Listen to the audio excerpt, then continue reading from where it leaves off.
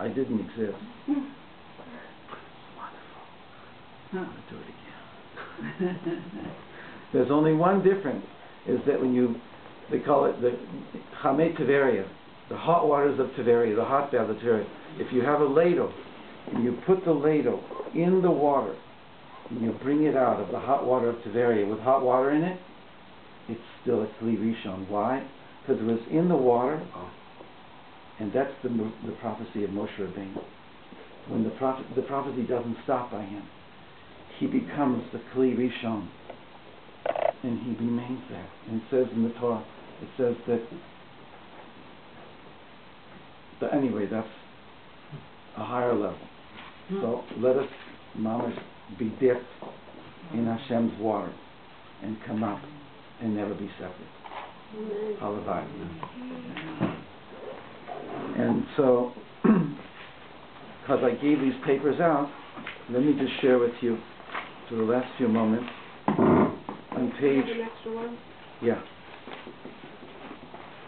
Here's a set. This is Reb Yitzhak Isaac of Kamarna. And this is his... I'm losing my voice. Let me just...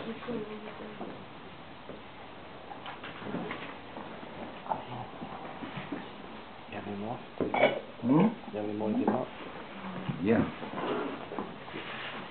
First of all, I brought the booklets. It looks like this. I think I only brought 7.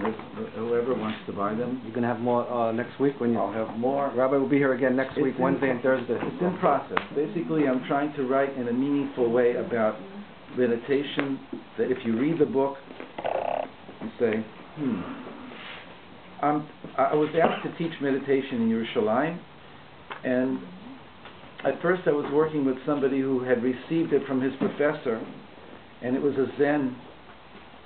It was based on a Zen method. It's very nice. But I felt that me, as who I am, I have to teach something that's completely based within the framework of our... your own method? Huh? Is your own method?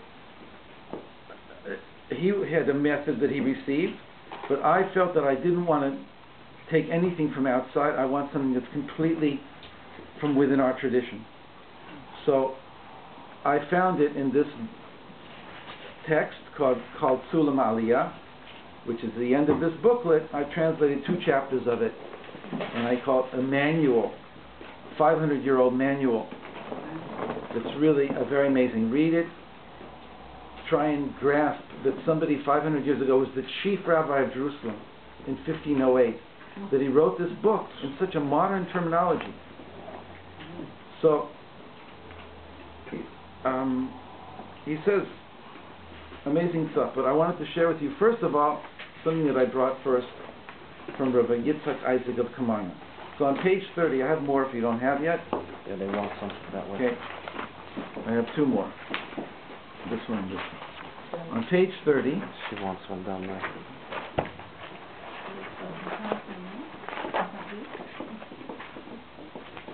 Try it. And if you don't have it, don't worry, because I'm going to read it. He says like this.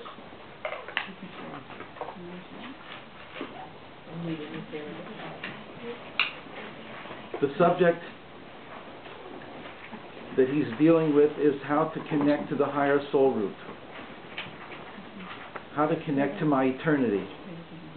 And it's such an amazing subject. It's something that I would share more of next week, God willing, on Wednesday and Thursday, in order to get a more fuller and not just say the words, but understand it better, so you can take something away with you. But that's the context here, is connecting to the higher level, and somehow having that come down. It's what's called the Rishimu, the impression of it coming down and making a difference in me. I see this in a lot of places in our prayers. I see our prayers as based on prophetic experiences, and that were codified and embodied later in a set of prayers. Now when we say those prayers and they become disconnected from the prophetic experiences that were their source, it's very nice. And you can say the prayers, and people, I mean, literally, I was standing once, the sun guy once, and he said, Kadosh, Kadosh, Kadosh, I said, oh my God. Is it gone that bad, Hashem? Mamish, the words are so holy, so pure. They are the interface between left brain and right brain. They are holy words, they're beyond words, they're beyond the verbal left brain. They are the interface.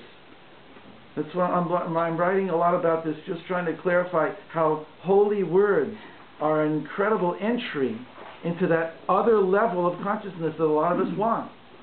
But we have to say, we have to prepare ourselves and get into that place where when we say these words, Kadosh, Kadosh, Kadosh, you're beyond, you're beyond, you're beyond. I free you, Hashem, from anything I thought I knew about you. Baruch, Kivod, Hashem, Mimkuma Mamash, I want to bring it into my heart. Baruch always means I'm drawing down. I want it to become part of my being.